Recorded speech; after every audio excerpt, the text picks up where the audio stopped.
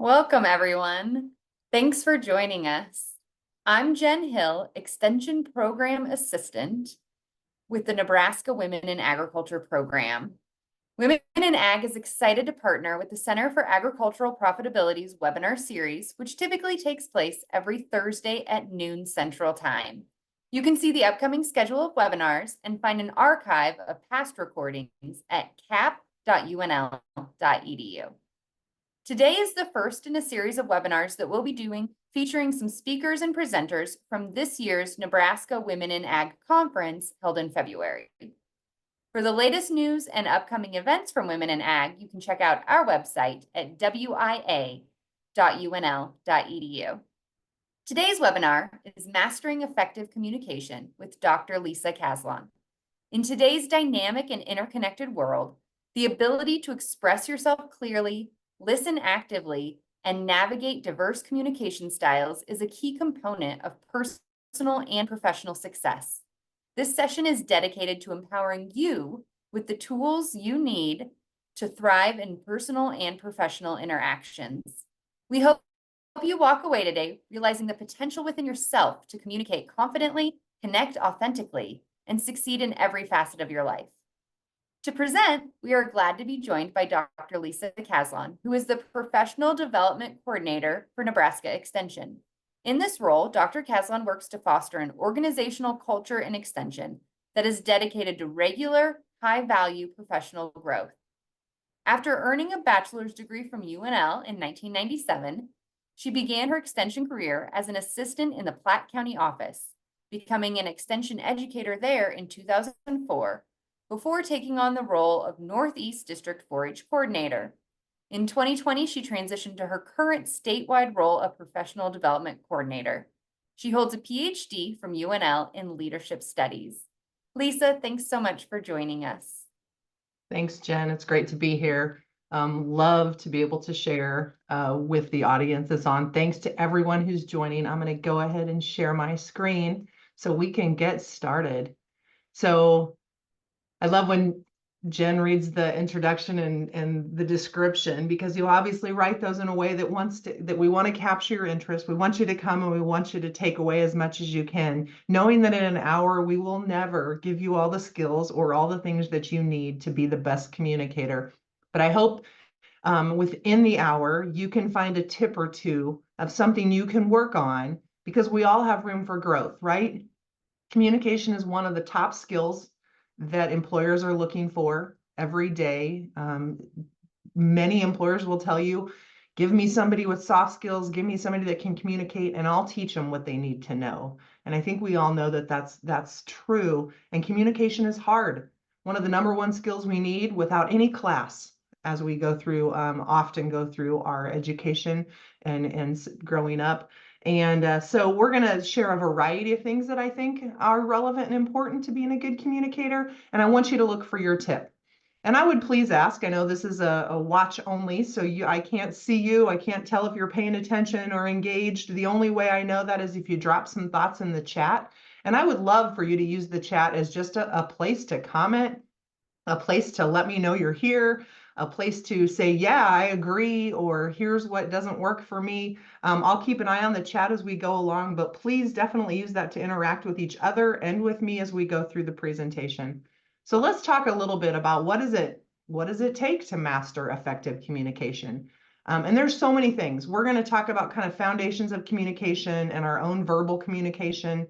We're going to think a little bit about active listening skills, because when we think about communicating, we often think about, I'm communicating to you, right? So that's the communication. Well, right now, the communication is between all of us.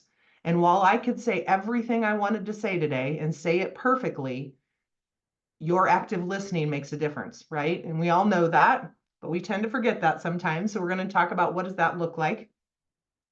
We know that the difficult conversations we have to have, when they're around conflict, when they're around misunderstanding, when they're around disagreement, tend to be the toughest ones. And so what are some things we could think about going into those type of conversations? And then in Extension, we spend a lot of time in training and development, most recently around emotional intelligence. And what we know is that our emotions How I'm feeling right now affects how I'm communicating right now. And in any given situation, in a conversation with someone, and especially the difficult conversations, how do we manage our emotions and allow our emotions to help us in that situation and not hinder us? So we're going to try and cover lots of ground today. Once again, like I said, let me know where you're at in the chat. So let's look at a little foundational piece here. We know that communication is a process, and it's this information exchange between people, right? And that can happen through a system of symbols, signs, or behaviors. And we most often think about that behavior as our verbal communication that we use. And the linear model of communication says, I say something and you receive it. And that's communication, right? That I'm sending a message, and then whatever that message is goes directly to you, and you receive that message.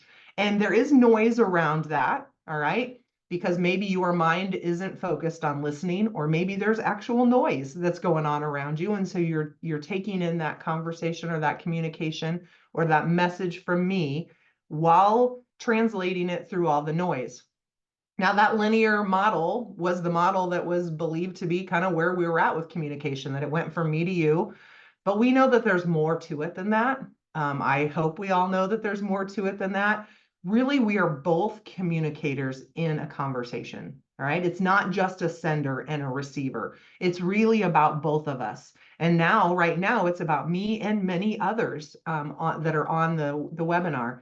And so together we co-create that meaning. Now, if we were able to have a back and forth conversation with what I'm saying, I may end up changing what it is I say based on what you're saying.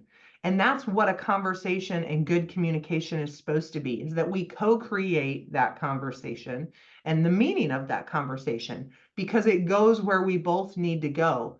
And that we allow all the things around us, our relationship, our cultural context, our social context, our physical context, all those things are affecting the communication and what's happening between us, but that together we're transacting and we're transactional in this endeavor. And that's really what we want communication to be, is more where all these arrows are working back and forth with each other instead of just me giving you the message and you receiving it. Because oftentimes what happens in those situations is that I send it, you receive it, and every one of you on here right now, 62 people, interpret it differently. And that does affect, right, where we go with that information. And we know that happens every day, where we take in information and we run with it, and we don't ask any questions, and we don't clarify what we heard. We don't rephrase what we heard to the other person. We just take what they tell us and we run with it. And all of a sudden you hear people saying, hey, did you hear what Lisa said? This is what I heard her say. And someone else says, no, this is what I heard her say. And we all have a different interpretation.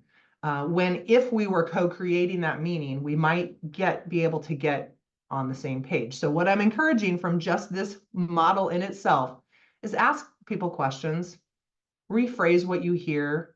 As you're thinking about, as I think about the audience and I think about women in ag, I think many of you are probably thinking about your own families, you're thinking about your own businesses, you're thinking about those you interact with as it relates to your your production, your ranch, your farm, whatever it might be for you.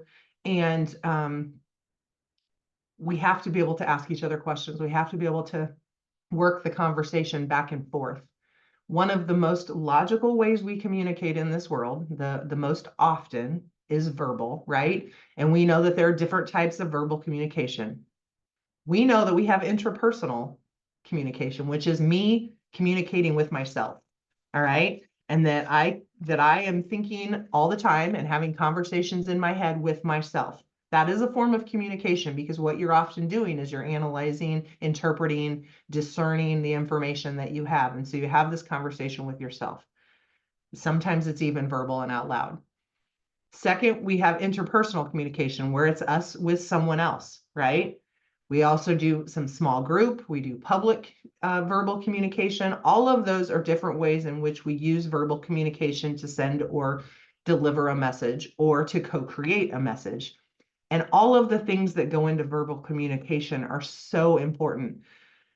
Our tone, the speed at which we talk, the volume at which we talk, the words we use, the way we say them, the vocabulary, the grammar, the language, all of those components are part of our verbal communication, right? And there are advantages to using verbal communication. And we are currently in a world and a society, for some of us, not all generations are this way, in which we automatically go to our phone and send a text when we want to communicate with somebody. I do it every day, all the time. And for many reasons, it's more effective and more efficient, right? To send that, drop that text. But when to text and when to pick up the phone and call or to have a conversation is something we need to discern a little bit more, especially in our relationships, in our businesses, as we're making decisions. When do we need to have a communication style that is more verbal? Because the advantages are, when we have verbal communication, there's more understanding and there's more room to clarify what it is you're talking about and what you're trying to mean or what your perspective is. Even though this seems fast, verbal is faster. I do a lot of Zoom training, and I just did one yesterday. And a lot of times people, when we can interact, I'll say, go ahead and unmute and tell me what you think. And most people will go over to the chat, right, and type it. And while that's great, that's interaction. It would be faster if they would have just unmuted and told me what they had to say. But everybody, because of what we're comfortable with, right, we often will go over here. And if we were to just talk about it, we could give more perspective. We could explain why we feel that way. Typing all that out takes a lot longer. So verbal is faster, even though a lot of people would argue it's not. There's space for feedback when you use verbal communication. Verbal communication allows me to influence and persuade you, versus if I were just typing something. I can probably be persuasive in an email or a text or a letter, but I'm probably more persuasive if I'm able to verbalize it. And verbal communication is more flexible, right? Because then we're able to have this dialogue. And so there are plenty of benefits. And one thing I want you to walk away with today is, when you are making decisions, when you are problem solving, when you have the need for tough or difficult conversations, do not text them. Do not email them. Don't get into a texting war like I tell my kids still to this day, even though they're grown and out in the working world. It gets you nowhere. That a verbal communication builds relationships and connections. And we should be working to build those connections with the people we're communicating with, especially in our business, in our families, on the farms, wherever we're at. That's most important. And verbal communication will allow us to bring clarity to the situation. So in difficult situations, difficult conversations, don't just text someone, talk to them about it. Allow the chance to bring clarity to what it is you are feeling, what it is you want to say, because then we can improve our productivity. We can get the decisions made that we need to have made. We can move forward on the problems that we're trying to solve. When we talk to each other, there's the opportunity and ability to increase motivation, to encourage each other, and to share information. And so the benefits clearly outweigh the negatives when it comes to verbal. So in the moment, decide, am I picking up the phone to text because it's just something I need to let them know, like I'm on my way home, I'll be home at 5, or hey, I forgot to shut off the lights or do the chores, right? But if it is a matter of, hey, we need to decide where to move the cows today, I'm just going to move them here, and it's a decision we need to make together. Maybe that's time for a phone call, or that's time for us to sit down and have a discussion about decisions. So before we do this piece, I'm going to ask you to, my mistake here. I'm going to go back to this slide. And I'm going to ask each of you to find a piece of paper and something to write with. I hope you have something in front of you already, because I'm not going to give you a lot of time to dig around, but find something to write with and a piece of paper that you can write on. And this is the perfect way to do this activity, because I can't see you. You can hear my voice. I'm going to give you a series of directions, and I want you to follow them. All right? So you can't ask any questions. Pretend the chat's not even there at the moment. And you just need to listen and do as I say.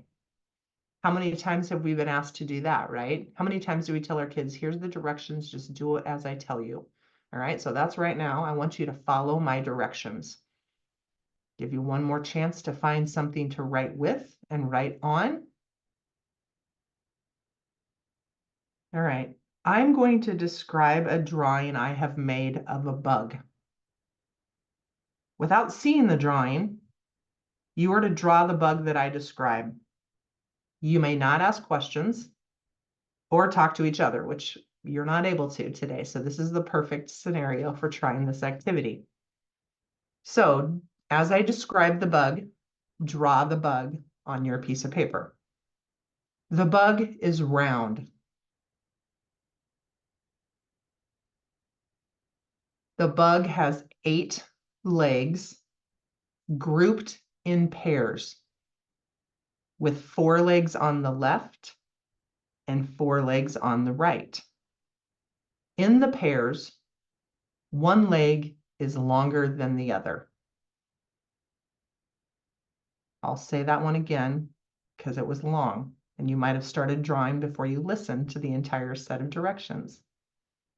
The bug has 8 legs, grouped in pairs, with 4 legs on the left and 4 legs on the right.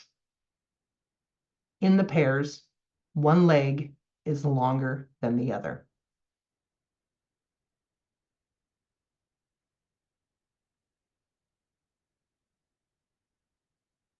Okay, next set of directions. The bug has 2 eyes on top of the body.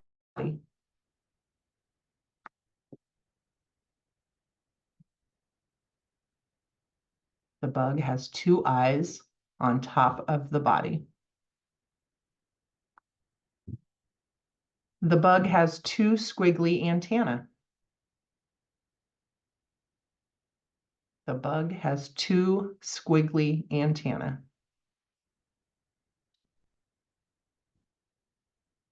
The bug has 2 pea-pod-shaped wings. The bug has 2 pea-pod-shaped wings.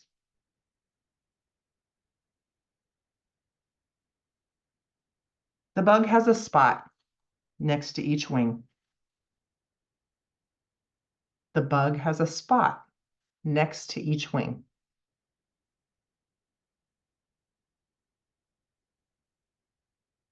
The bug has a triangular stinger on the bottom of the body. The bug has a triangular stinger on the bottom of the body.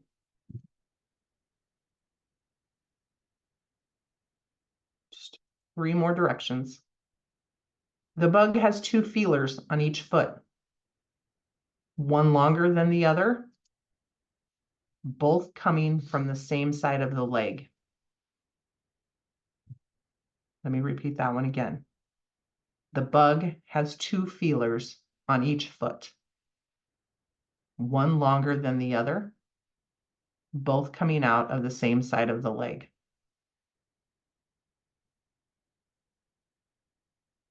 2 more. The bug has a round mouth placed between the 2 eyes. The bug has a round mouth placed between the 2 eyes.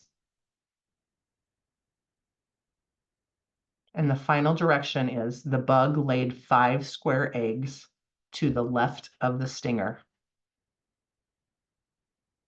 The bug laid 5 square eggs to the left of the stinger.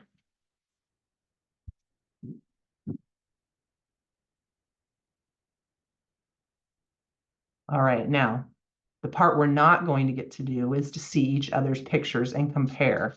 But I am going to show you the picture of the bug as I would have drawn it, or as the directions say you should have drawn it. And then tell me in the chat a little bit about what your bug might look like. So here is the bug.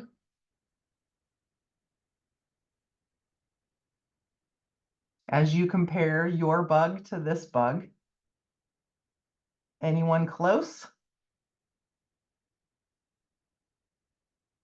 If you can share some feedback in the chat, I'd love to hear about your bug.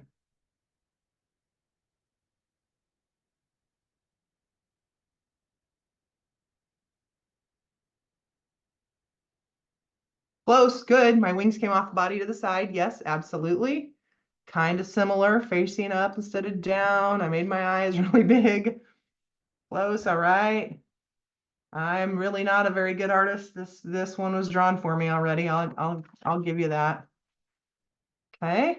So we got lots of people that were kind of close. Very similar. That's good. You were a good listener. But here's what we know, right? There were so many places in there where I bet you said, can I ask a question? Or I need to ask this, or what does this mean, right? I've done this a few times where somebody will say, I don't know, pea pod caught me off guard. I'm not sure what a pea pod looks like. When I said the bug has two eyes on top of the body, some people will put the eyes like up on, on top, like out here, like that's on top, not on top, right? Somebody good. Yep, the pea pod thing always comes up. Any other thing that you can put in the chat about what maybe where you wanted to ask a question or what hung you up? Because I guarantee there were times where you're like, oh, say it again, say it slower. What did you say? And I repeated every direction twice. Actually, on my directions, it says just say it once. And think about how often we do that with people, right? Where we tell them something once and we ask them to do something. Maybe you call home and you give some directions to someone at home and you give them the one set of directions and you hang up, right? We do it all the time. And this is just a really good example to show us that I've never seen a square egg. I agree. This is just an example to show us of how hard it is to truly listen. And for a long time, right? That's why there are so many directions. I kind of feel bad. I always think I should just stop reading them. But the point there is there are a lot of directions to see if you can stay focused on listening the entire time and doing what is asked. And so put yourself in the position of giving a set of directions to someone. And how clear are you? How do you articulate those directions? I tried to read them very slowly and very clearly. I for sure know that that's not how I gave directions at my house when my kids were growing up. They were quick, they were to the point, they were tell them and move on and go do this and do it this way. And if you don't do it this way, I probably didn't say that, but when they didn't do it the way I wanted, when the bug didn't look like this, I'm guessing they heard about it, right? So think about the kind of communicator we want to be when it comes to a lot of things that you're trying to accomplish in your work and in your businesses and in your operations. Are the directions clear enough so that when someone goes off and does them, that they're able to follow what you want them to do? Are they actively listening? Did you actively listen, right? Because here are some of the things good active listeners do. And I didn't let you do any of them for the most part. I didn't let you paraphrase back to me. So what you said was square eggs? Really? Like what I heard you say is you wanted me to draw square eggs. I never heard of such a thing, right? You didn't get to paraphrase back. You didn't get to ask any questions at all, yes or no questions or open-ended questions. You didn't get to probe, like tell me why the stinger would be there, or anything that would give you clarity. I'm not even sure if you were smiling or nodding or thinking bad thoughts about me because I can't even see you in this scenario, right? So this is a great way to show us how communication, like if I wanted you to do this exactly right, how hard I have to work to do that. And some of you followed really well and followed along great. But if there was an A plus for this, right? How many of you were getting an A plus, right? So, or we wanted the project done at home this way. How many people did it the right way? And so good active listeners do these things that are on the screen. When I'm listening to you and we're having this communication, this conversation, verbal communication in which we're co-creating meaning, I'm asking you questions. Like, tell me more what you mean by that, or explain why you want it that way. You nod your head, you smile when you hear what they're saying and you're agreeing with. You maintain eye contact with them while you're talking to them, which sometimes is hard when you're having a tough conversation. It's easier to look down or to shrink down and say, hey, we need to talk about something, versus to say, we need to talk about something, right? And we need to make a decision together, and we need to listen to each other. And so being an active listener is an expectation of good communication. It's not just on the other person. And I think we often will say, the other person said this, and then this is what they said, and this is what I heard. And I'll say, did you ask them any questions? Well, no. Sometimes they'll say they didn't let me. Well, part of being a good active listener is at the right time saying, can we stop for just a second? I need to ask a few questions, or I need to get some clarity on something. Clarity has become my favorite word. I need to get clarity. I need to understand what you're telling me better. And so that part of that then is being able to stop yourself, stop them, slow the conversation down if necessary, because when it's a tough conversation, what typically happens? A lot of times we speed it up because we want to get it over with. So we try and tell them everything we need to tell them, and we get it out. And then we're like, okay, well, you got it. All right. Thanks for that. And we move on instead of saying, all right, tell me what you heard. What do you think you heard me say? Or what was I asking of you? And really trying to dive into exactly what's going on. All right. So think about your verbal communication. Think about when you're being the giver of the information, and then think about when you're the receiver and we're trying to figure out together what this means, what your role is, and how to do that. All right. And so I want to shift us a little bit here in the conversation to some training we use in Extension that we're using with our staff around a program called Fierce Conversations. All right. And for us, fierce conversations, sometimes that connotation comes up as like, oh, here we go. These are those difficult, tough conversations.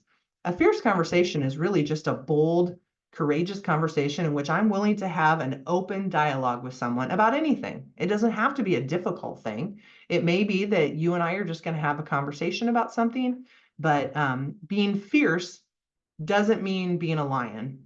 Being fierce in this particular thing means being willing to be yourself, be authentic, come out from behind yourself and have the conversation.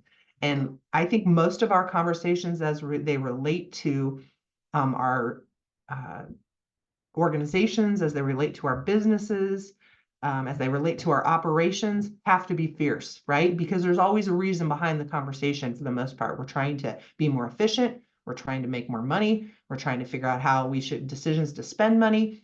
All of those things are happening in those conversations. So we all have to be willing to be honest and transparent and authentic and not just go along with what people want. We need to be able to be willing to share our input. And there's some foundational pieces to conversations that I just love. And those are the pieces I want to share with you. So there's 3 transformational ideas that when we start thinking about our conversations with other people, I read that it changes everything about my conversations after having seen these. All right. So I hope you feel the same way, and give me some feedback as we go along as to what you're thinking. So the first transformational idea was inspired by this book by Ernest Hemingway, The Sun Also Rises. And in the book, in Hemingway's book, a character asks another character about how did you go bankrupt? All right. And the character in the book answers 2 ways: gradually, then suddenly. All right. And that may be a takeaway for the group, right? Around bankruptcy as well. How did you go bankrupt? Gradually, then suddenly. And I think we probably all can think through that a little bit in the idea that it doesn't just happen, right? That has happened slowly over time.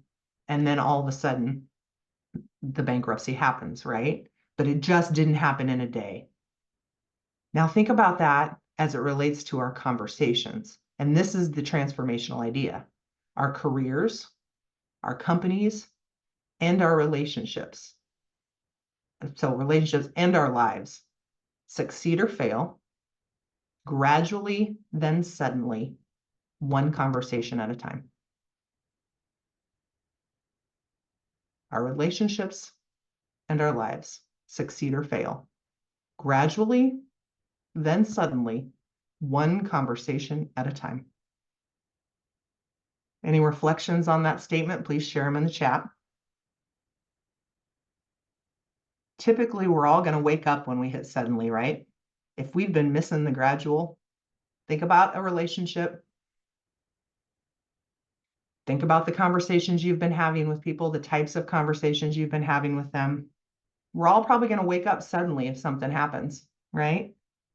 Whether it's suddenly to celebrate something or something that's not good, right? That suddenly probably is where the moment we go, oh gosh, I've missed that. I've missed all the good things that have led to that, or I've missed all the bad things that have led to that. We probably spend and live our lives 95% in the gradual. So the conversations are always happening with someone.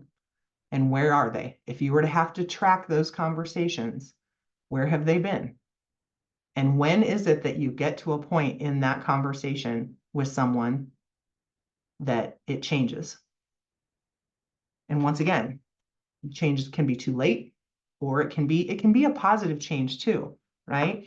And we can see examples in the news of all the things that are kind of happening gradually, and then all of a sudden, suddenly something happens, right? There are positive examples and negative examples. Highly effective people track the trends of their lives. So every day on the job and at home, in every interaction that you have, we are either moving towards something or away from something. And I would have you think about a stressful relationship that you might have with someone, friend, family, coworker, and think about the kind of conversations you're having with them. I'm guessing a few of those conversations are a little yucky to think about, right? When something isn't going well or as planned, if those conversations aren't going in a great place, highly successful individuals get aware of it quick, and they don't continue to allow the gradual to be down. They move themselves back towards something, they slow down, and they have the conversation that needs to happen or that is wanting to happen to take place. They don't avoid conversations. And how many of us avoid conversations? I know in my life I have for a long time over the course of time. The conversation that needs to happen, but we think it's just better if it doesn't. And I could say there are some reasons sometimes that may be true, but why do missing conversations cause problems? Another way we ask it in extension is, what are the costs of not having that conversation that needs to happen? If we don't have it, sometimes people just make stuff up and fill in the blanks, right? They make assumptions that are usually not good. With a missing conversation, we are removing all possibility and opportunity of a positive outcome.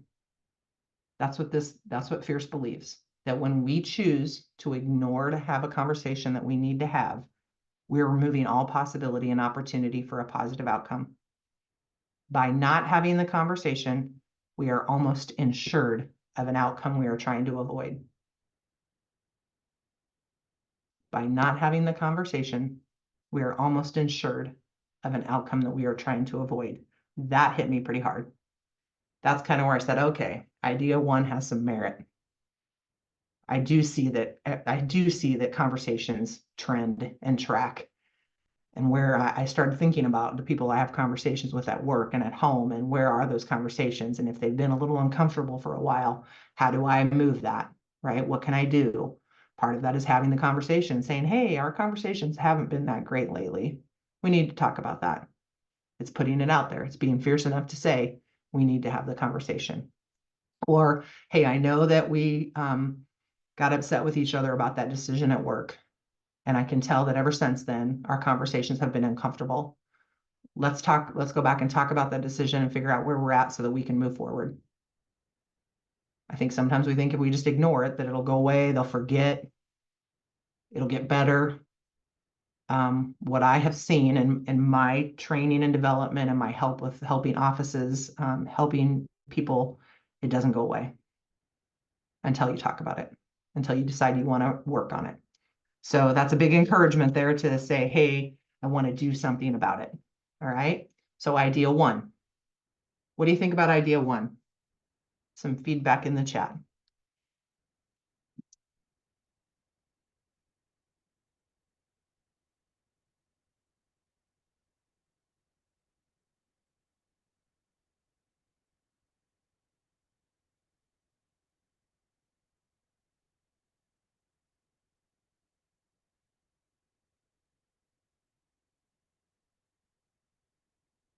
Anyone got a reaction to idea one?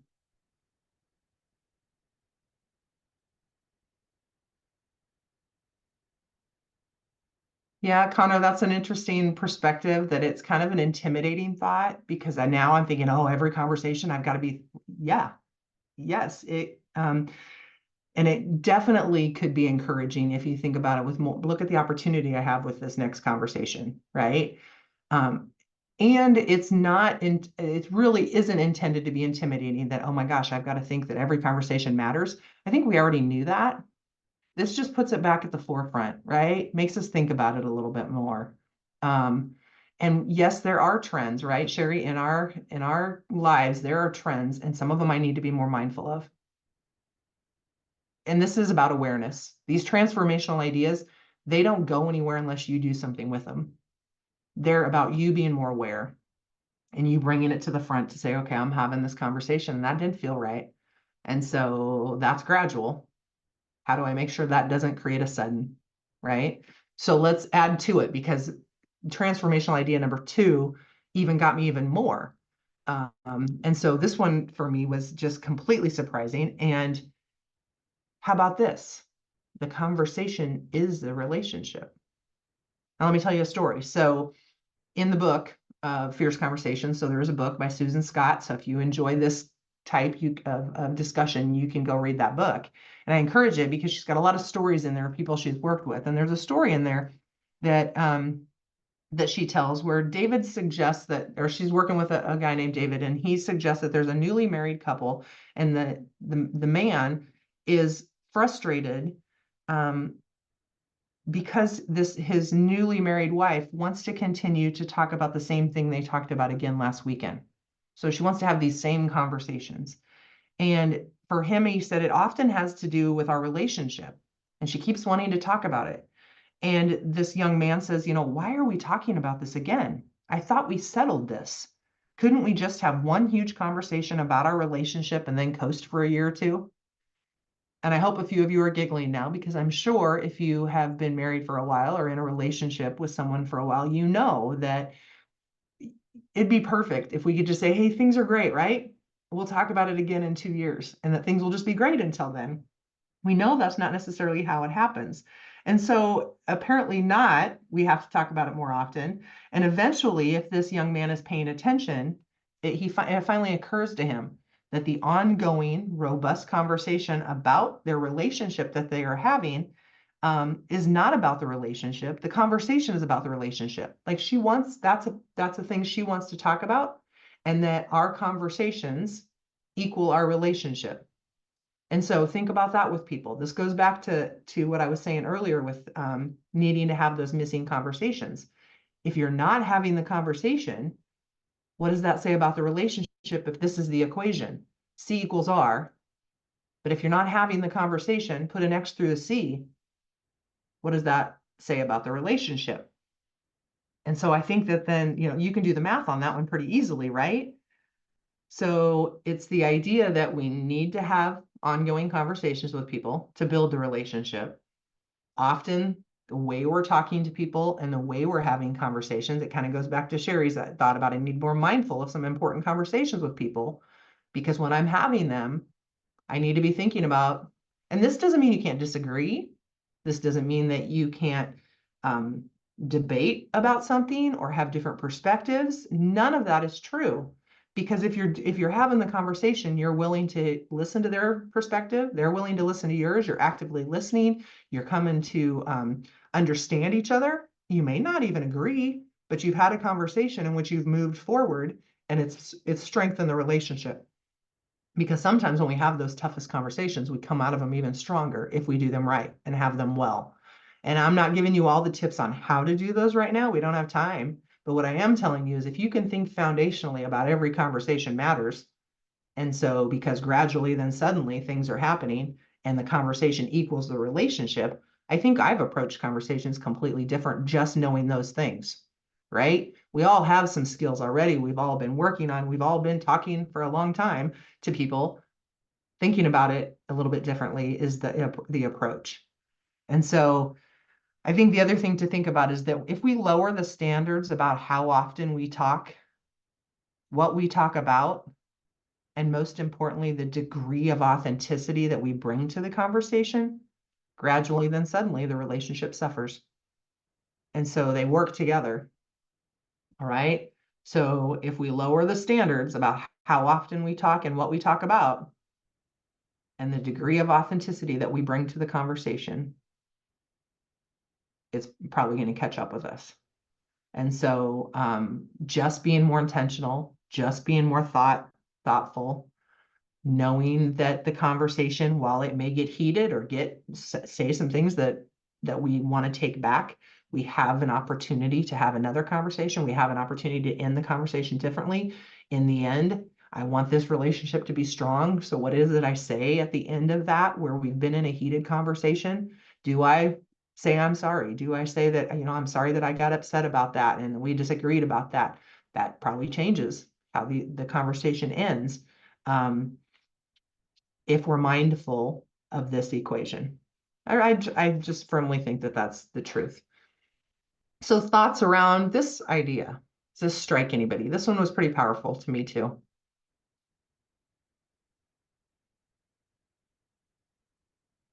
Thanks to those of you that have shared, and I'll give it just a few minutes just to see if anybody has some thoughts.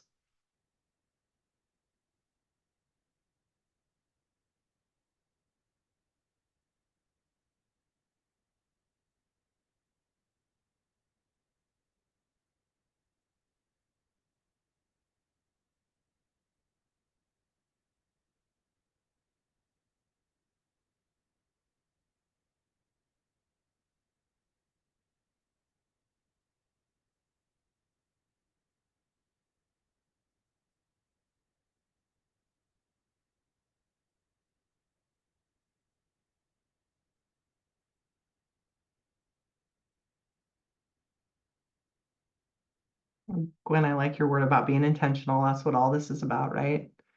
Yeah. And it is a thought to take into your everyday habits. That's really what it is. It's thinking about this all the time, knowing that these conversations are important, and realizing, if you're aware of the university's tagline that every interaction matters, that's what this is, right? We're having these conversations and interactions with people in our lives ongoing, and that every time that interaction does matter, that conversation does matter. I think that in itself changes my approach, right? And you are correct, Valerie. The strength of your relationships, and you can think about this in business, in family, in relationships, all things. The strength of your relationship depends on how comfortable you're having those difficult conversations. And I hope that these two ideas show you that there should be some comfort because they're that important. That by not having them is not good, right? So that you will want to have them. And I realized, when I did this particular presentation at the Women in Ag conference, I had a lot of people afterwards that wanted to talk about, but what if we have that one person who doesn't want to have the conversation? What if we have the family member in the operation that when we decide we're going to have the conversation always is absent or won't listen or won't do those things? And all I can tell you is we can go through a whole lot of options as it relates to mediation and helping that person. And what I can say is that all we can do is control ourselves, and the willingness for us to be fierce, and the willingness for us to want to have the conversation and continue to try and continue to think about ways to approach this person so that gradually those conversations are positive, leading to a time where we might need to have a more serious conversation, or that I understand that this person is important to me, because oftentimes it becomes like it may be best just to write this person off, and I'm not going to have any more conversations with them. But if you have to work with them, if they're part of the operation, if they're part of your office, sometimes we don't have that opportunity to do that. We have to think about, we still have to have the conversation. And obviously there are extreme things you can do to involve others to help you with that. But I think sometimes it's just starting knowing that, the conversation is important. And lately it's been tough. It's been hard for me to do, but I'm going to continue to do it. All right. So idea 3, the final idea here for transformational ideas. And this one, I hope you giggle at first because it's true. All conversations are with myself, and sometimes they involve other people. And I told you we have personal conversations. We have these conversations going on in our head. We have things that we're thinking about, talking about, right? But I think here's also what this one means that we should consider. How many of you have ever left a meeting? Okay, any kind of meeting, family meeting, operation meeting, business meeting, church meeting, it could be anything. How many have ever left a meeting only to discover that we apparently attended the same different meeting? That's what I said. Only to discover that we all attended the same different meeting. All right. It's what I said earlier, that we all have these perspectives and we all have these things that we think about when we hear something. We hear the communication. Why does this happen? You know, it's a common misunderstanding because we all have different perspectives. We all hear and different things. We all use things that we already know, and we put those into place. Let me share a quick example. So, how many of you can remember a time when someone really didn't like you? Hopefully nobody's raising their hand. I can't see it, but right, we all probably can think of some time where we thought someone didn't like us. So if you did something good and you accomplished something great, what might that person think? They're probably going to think it's a fluke, or you got lucky, or something happened there that's not possible, right? It really doesn't align with their opinion of you. Now imagine someone else went up to this person and said something good about you. Does that person believe it? No, they don't. In fact, they probably wouldn't like that other person now. They'd probably say, "Oh, I can't believe that, that Jen is positive about Ryan. Like, now I don't like Jen because I don't like Ryan." Okay. So what if you did something bad or made a mistake and that person noticed? What would they say? They'd probably run around telling everybody about it, right? And saying, "See, I told you so. I knew it, I knew this would happen," right? So we all have a context filter. That's what I'm trying to get to here. And we tend to let things in that validate our context. And we invalidate or ignore the other stuff. So once we have this filter, and we all have it, all right, but we tend to bring in information that validates and supports what we believe. Now, once we know that, and that's what this is, all conversations are with myself. So, oh, I just heard that Jen is this. Of course, I knew that. I already knew that because I didn't like her or whatever, right? I'm sorry, Jen, using you as the example. We validate that based on this conversation with myself. See, I told you so. Yep, I was right. Instead, what we need to be able to do is know that we have a context filter, right? And when we gather information, we need to be able to flush it through that context filter and be open. So in our Fierce class, and today I would also tell you, we're not asking you to justify your context. The question we ask is your context working for you? I think that's a different way to think about it. Are the opinions and the attitudes and the beliefs that you hold limiting your possibility? Are they leading to assumptions and misunderstandings that end up costing you, or your team, or your operation, or your family? Is your context preventing you from experiencing better results? And we have context for all kinds of reasons.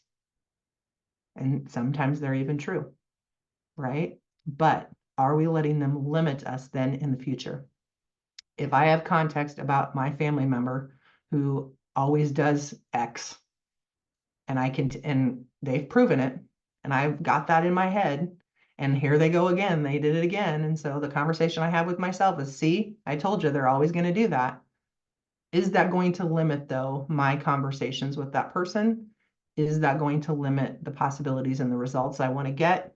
And we know the answer is yes. Our context is running our lives.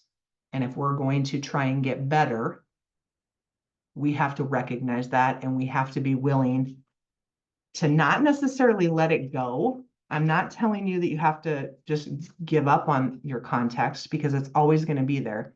But it is important to be aware of it and to say, I am letting this get in the way of being able to have this conversation. So I need to move through that today. Or it might be that I need to have a conversation about my context with that person and just say, hey, you know what, family member, this is unfortunately what keeps coming to mind for me every time we want to have a conversation is what you did, what you said the last time, or what you did the last time, or it requires then having a fierce conversation. And I know that it's easy for me to sit here and say that. I have had a lot of tough conversations that I have tended to push off as well.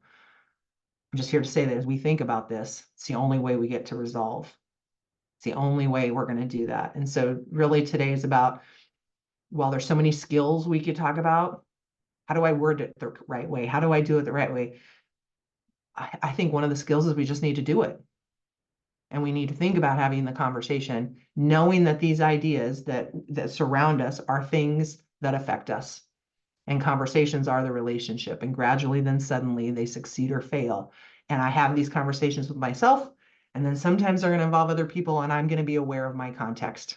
All right. Because while no single conversation is guaranteed to change the trajectory of a career, a company, a relationship, or a life, we know no single one is guaranteed to change anything.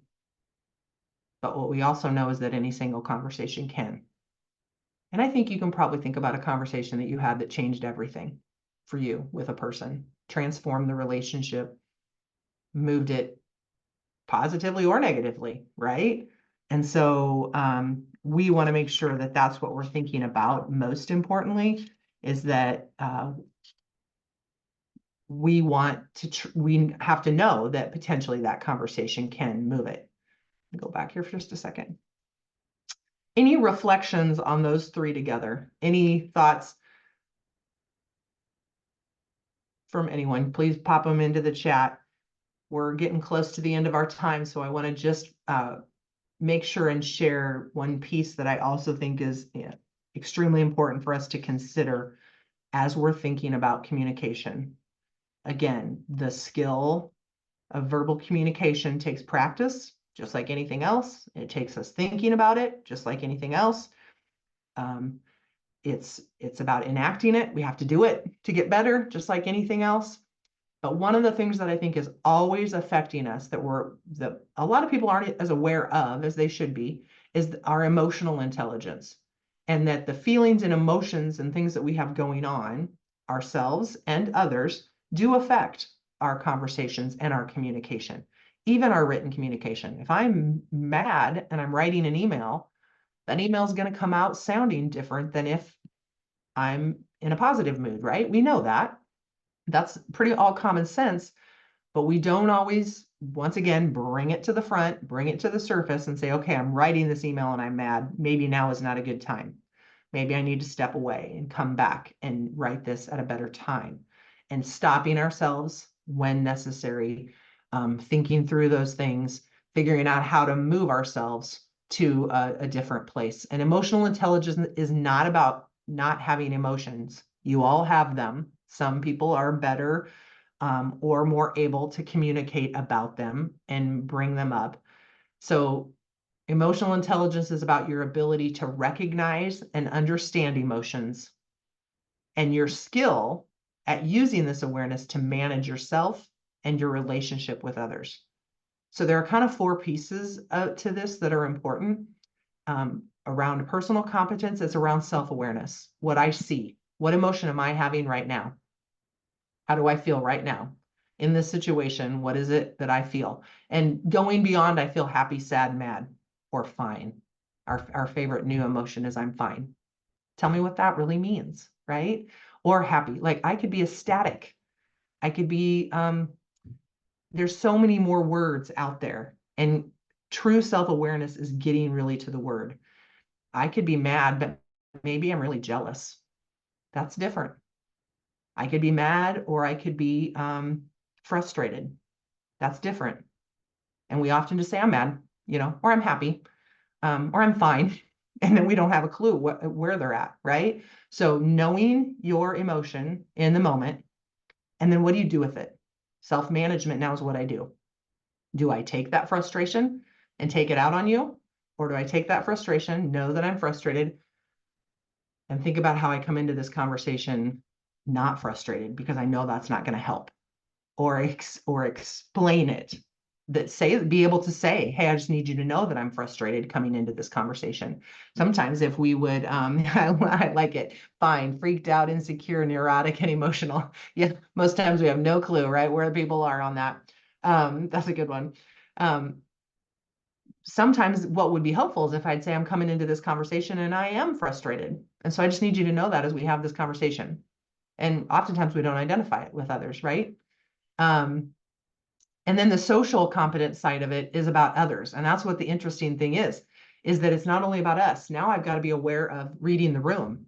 Okay, we're sitting at the family table having the family meeting, and all I'm worried about is how I'm feeling. And I'm thinking about I'm mad.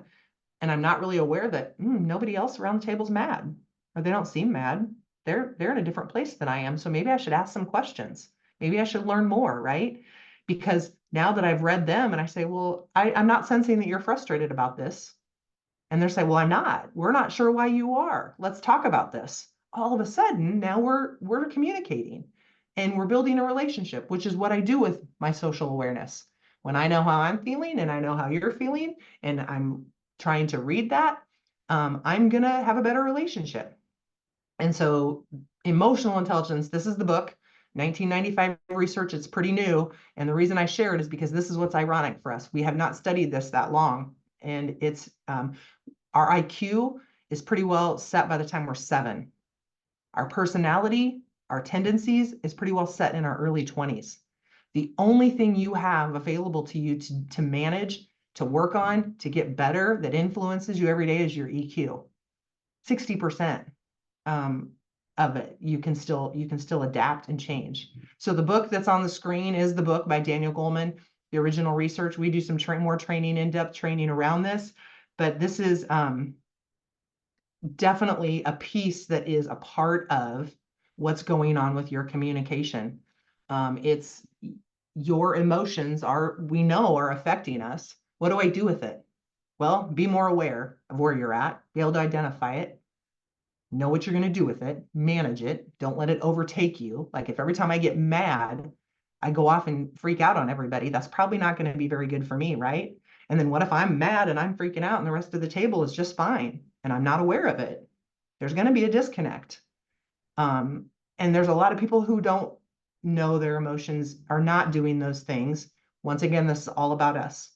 All I can tell you today is everything that starts with communication has to start with you. We know that everybody has things to work on. And what I always want to do now is run out and change everybody else. And I have to make sure that I'm doing my best first. All right, that's by far what's got to be most important to me. And so our hour went so fast. Thanks for the conversations in the chat. I hope that there's, if you'd please, while we're wrapping up here, I'll get the name of the book and everything to put in, Carol, for you. If everybody would think about what was your takeaway from today? What's the one thing maybe you're going to try or you're going to work on or you're going to think about after we get done? And while I give you just a moment to do that, because we've got a couple minutes yet on the thing, I'll grab the book so I can type in the correct name.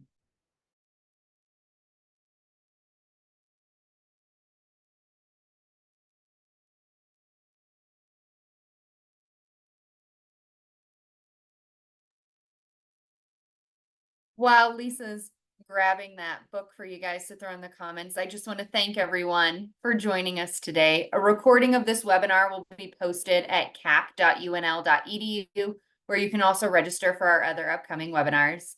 We really appreciate your brief feedback on the evaluation that should pop up when you exit Zoom today, and that helps tell us how today went and informs future webinars. Again, details on upcoming Women in Ag events, including next month's Herd That, which is our annual livestock themed conference, can be found at wia.unl.edu. Thanks, everybody. Thanks, Jen, so much. The book is just Emotional Intelligence 2.0 by Travis Bradbury and Jane Graves. And there is actually, when you get the book, there's actually a code in the back where you can take the assessment so you can see where your scores are on those 4 areas. And then this book is full of the strategies you can use to make the changes. So that's the cool part of that. So I highly encourage you checking that out because that's available to everyone. Thanks, everybody. Have a great weekend. Oh, I see this question, Scott. How can you actively listen to a passive aggressive person? Yeah, I get this question in a lot around. We're dealing with people who maybe don't have the skills or aren't thinking about the things we're talking about. And while that's hard, control what you can control, and that's practicing the skills that you have and continuing to listen. And then it's also being courageous and saying that I need to share with you some things, or stopping them and being able to add some comments or ask some questions. And it's unfortunate if that's a person that you have to choose to deal with a lot, or that they are and there may be the need for additional help there. I've got all kinds of thoughts on the side of that. If you want to reach out, Scott, specifically to my emails, Kaslon, my first initial last name, at unl.edu, and I'd love to have a further conversation about that. Thanks, everybody. Thanks, Jen. Thanks, Ryan. Have a great weekend.